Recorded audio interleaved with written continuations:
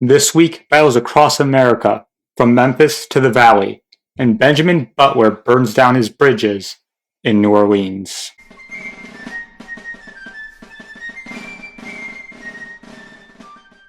First action this week is in Memphis, Tennessee, the earlier mentioned battle. The Union forces have 5 gunboats and 4 rams. The Confederates have 8 rams. Memphis has lost all of its strategic value with the Union victory at Corinth. The army has left for Vicksburg, and the Navy was supposed to also, but they couldn't get together enough fuel. Instead, they will be fighting the suicide mission. The battle begins with the Union gunboats opening fire. The Union then moves in to ram, but only 2 of the rams actually follow this order. The Confederate rams move in for a melee, and it's a blowout. The Union wins a strong victory. 1 Confederate ship escapes, the rest are captured or destroyed. 100 dead or wounded, and 150 captured. The Union had someone wounded. All that's left is Vicksburg, but the Union doesn't seem to care about it just yet. The same day, Brigadier General Ambrose Burnside leaves North Carolina for Virginia, and he leaves North Carolina's coasts in the Union's hands. There is no major Confederate force to threaten the position, but also no movement from the Union. Goldsboro is the next major point, but the 8,000 Union soldiers under Brigadier General Foster won't be moving anytime soon. On the 7th, Brigadier General Benjamin Butler oversees William Mumford. Mumford was the man who tore down the U.S. flag when there was still a battle going on in New Orleans. He was put on trial and was sentenced to death. Mumford believes he is to be pardoned. Mumford's family go to Butler in person to plead for leniency, but Butler stands firm, telling them to go to Mumford and to explain that he will be executed. But Butler's heart lightens, and he makes a promise to take care of the family that Mumford leaves behind. As a sign of courtesy, Butler allows Mumford to give as long a speech as he wants before his execution. Mumford claims he acted patriotically. The floor then drops, the rope falls, and a quick stop. Also on the 7th, the Battle of Chattanooga, Tennessee. Brigadier General James Negley takes a division to seize Chattanooga. As he marches towards the town, he sees Confederate infantry. He sends out the 79th Pennsylvania, but soon realizes they won't be enough. He starts bombarding the Confederate positions from afar. The Confederates try to return fire, but have no command structure to do so. It goes on to the 8th, and Major General Edmund Kirby Smith of the Confederacy arrives to take over in person. But by the end of that day, Negley has withdrawn. It was a Union victory. The Union suffered 23 casualties, the Confederates 65, and it shows Kirby that Chattanooga is vulnerable. He orders the Army of Kentucky to redeploy around Chattanooga.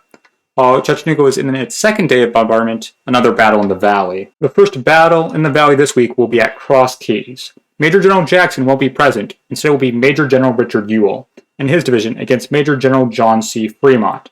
Confederates number 5,800 men, the Union 11,500. Major General Fremont isn't supposed to be fighting yet. He's moving in his column to connect with 10,000 men under Brigadier General James Shields, and together they would crush the Confederacy. Jackson can't allow them to meet up, which is why when Fremont has dispersed the Confederate pickets and formed a battle line, Ewell has to engage. He forms up his forces, with 1 brigade sitting on the crest of a hill, challenging Fremont to just attack him. Fremont does so, moving to envelop the outnumbered Confederates. Brigadier General Stahl is to wheel on the right, being supported by Brigadier General Milroy. Stahl actually doesn't realize that Confederates are on the hill, and the complicated Union formation makes communication very hard to do. His force begins advancing up the hill when the Confederates appear, fire down a volley, throw his brigade into confusion, and cause 300 casualties. The brigade breaks. Stahl miraculously gets his brigade to reform on an opposite hill and bring up artillery to force the Confederates from their positions. Ewell in response sends 2 Virginia regiments to distract the Union, as the 15th Alabama will charge up the Union hill and seize those guns. The Union guns are limbered up and withdrawn as infantry engages in a melee. It seems like it could be anyone's game. The 15th Alabama is then reinforced by 2 more regiments who win the hill. The Confederates then continue to push on their right, outflanking and forcing the Union left backwards. On the Union's far right, though, Brigadier General Milroy is in position and begins dueling with the Confederates.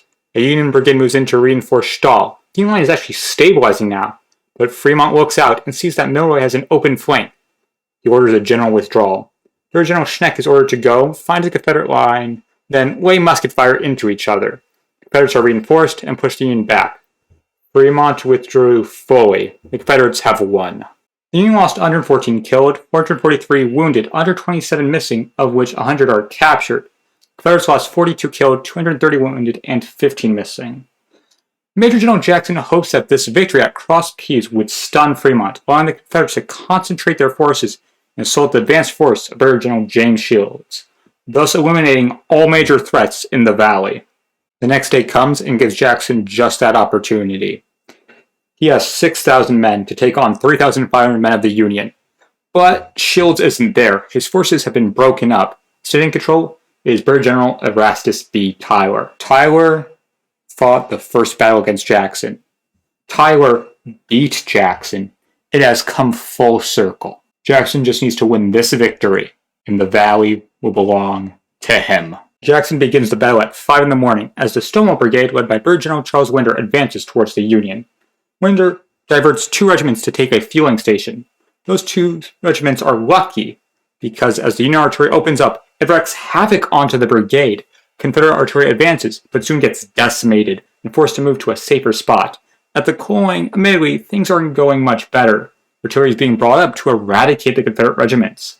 Major General Jackson rushes. He sends in Major General Richard Ewell to support the Stonewall Brigade, and Brigadier General Richard Taylor to engage at the Coaling. Winder orders the Stonewall Brigade to charge again and is repulsed, taking heavier casualties than he can afford. Brigadier General Erastus Tyler shifts forces to his right and then charges Winder, forcing the Stonewall Brigade even further back. At the Coaling, the Union breaks a probing movement by the Virginia regiments. The final brigade of Ewell moves in to reinforce the Stonewall Brigade, stabilizing the situation.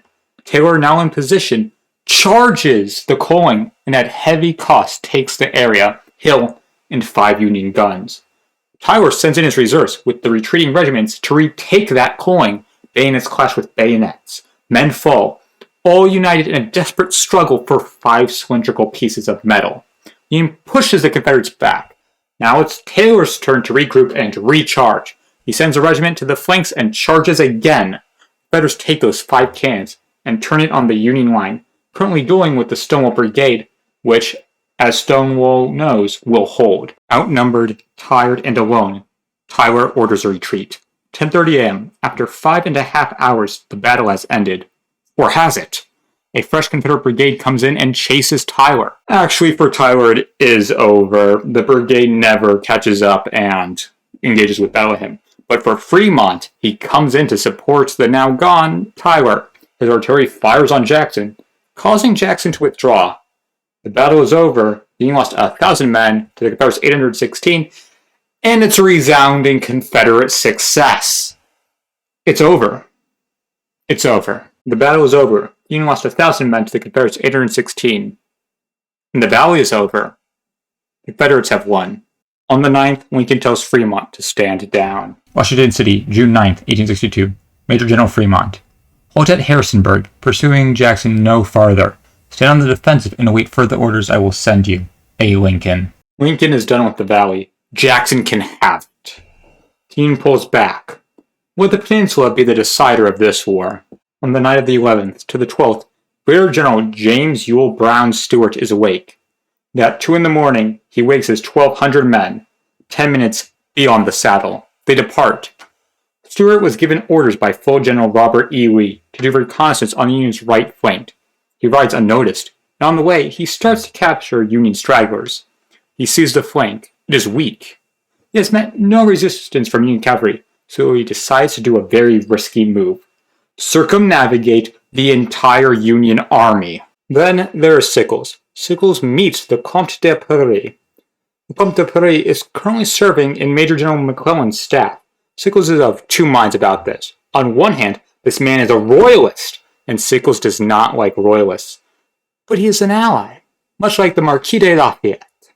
And Sickles does not turn on allies. That's where the week ends, and it ends with the complete Confederate control of the valley. I don't know how Jackson did it. A complete 180 from his earlier losses there, but he's done it. Now what will he do? He could... That's where the week ends, and it ends with the complete Confederate control of the Virginia Valley. From there, Jackson can do whatever he wants after this complete 180 of events. He could march on D.C., though that is unlikely. More likely, he will march to the peninsula. There is still the threat of McClellan, admittedly a dog that doesn't ever seem to bite. But he has laid siege to Richmond. Lee needs him. In the West, Confederates need a savior.